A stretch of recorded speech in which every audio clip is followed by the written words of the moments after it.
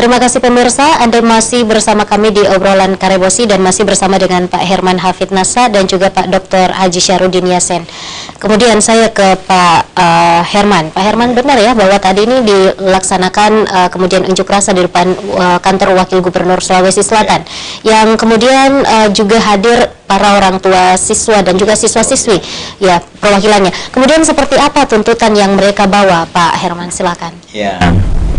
Jadi tuntutannya itu pertama, anak-anak yang belum tertampung di sekolah negeri khususnya bagi warga yang tergolong kurang mampu, itu harus ikut juga terpenuhi diterima di sekolah negeri, dengan alasan kalau dia sekolah di swasta dia tidak bisa bayar uang pangkal dan uang SPP. Dan banyak anak-anak saya sudah tolong ijazahnya itu ditahan setelah tamat di SMA swasta. Ditahan. Kenapa Pak? Tidak bayar menunggak pembangunan dan SPP. Baru-baru anak Lailai salah satu SMK di Cendrawasih saya ambilkan 2 orang ijazahnya. Ditahan Pak. Miris, Pak, ya? Inilah trauma-trauma orang-orang tidak mampu menuntut dia supaya dia harus sekolah di negeri. Kemudian BPD setiap tahunnya itu merugikan warga 3 kecamatan. Kecamatan Makassar, Kecamatan Wajo, Kecamatan Kepulauan Sangkarang. Sama sekali tidak memiliki SMA negeri di wilayahnya. Jadi tidak tepat jalur zonasi diperuntukkan di 3 kecamatan itu. Karena tidak memiliki akses sekolah negeri. Nah itu. Kenapa tidak dipikirkan? Ataukah saya katakan minimal dia ada poin tambahan, karena tidak ada sekolah di rumahnya, ada poin tambahan untuk mendaftar di jalur zonasi. Nah itu.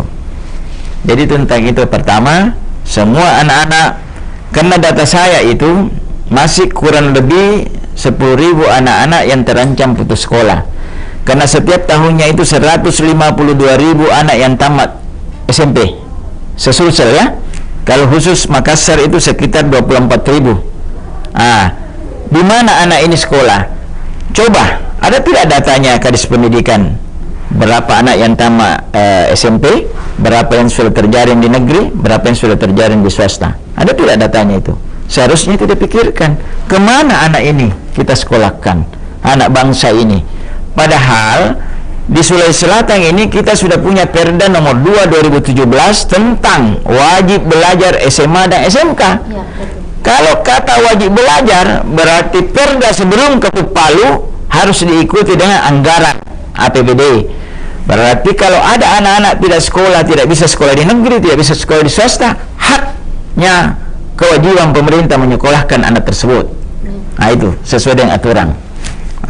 Kemudian yang ketiga, tetap tuntutan kita bahwa copot ketiga pejabat dinas pendidikan tersebut dan copot kepala sekolah yang bermain dengan pejabat dinas pendidikan tersebut, sehingga bisa meloloskan kurang lebih 2.000 siswa, 1.500 di 23 SMA negeri di Makassar, 10 SMK negeri di Makassar.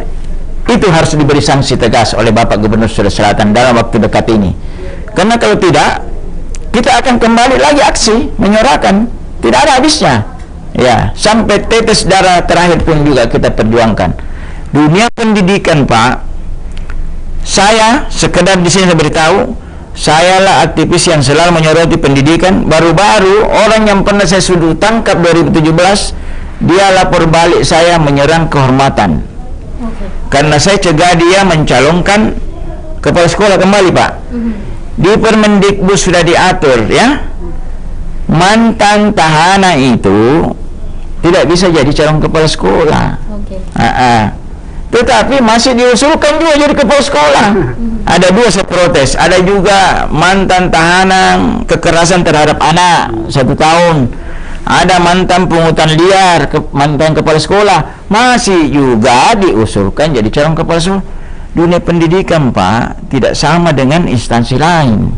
Tidak ada aturan yang mengatur bahwa kalau sudah ditahan tidak bisa ikut jabatan itu. Kalau di pendidikan tidak begitu.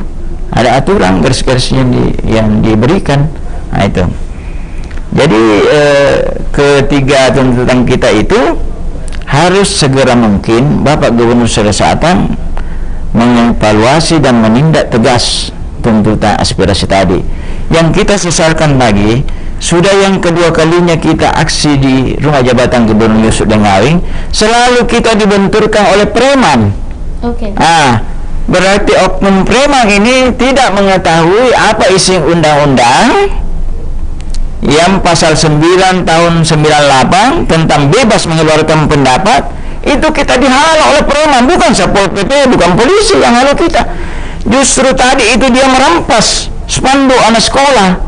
Ya, dia larang kita memasang spanduk. Ada apa sih preman melarang kita aksi? Ya, yang bisa melarang kita kalau kita anarkis. Siapapun juga kalau aksi anarkis harus ditindak tegas. Tapi ini tidak ada kok, kita anarkis tadi menyuarakan anak-anak supaya bisa sekolah. Nah itu. Baik. Kemudian saya ke Pak Dr. Yasen, apa sebenarnya yang kemudian menjadi masalah di setiap PPDB ini, Pak? Ini kita membahas PPDB lagi yang pro kontra. Sebenarnya apa masalahnya, Pak Yasen? Silakan. Iya, ya itu tadi PPDB ini kan persoalannya ada pada ada pada mental para penyelenggara pendidikan. Yang kedua adalah ketidaksiapan para stakeholder ini untuk memenuhi apa yang menjadi harapan sistem PPDB, ya kan?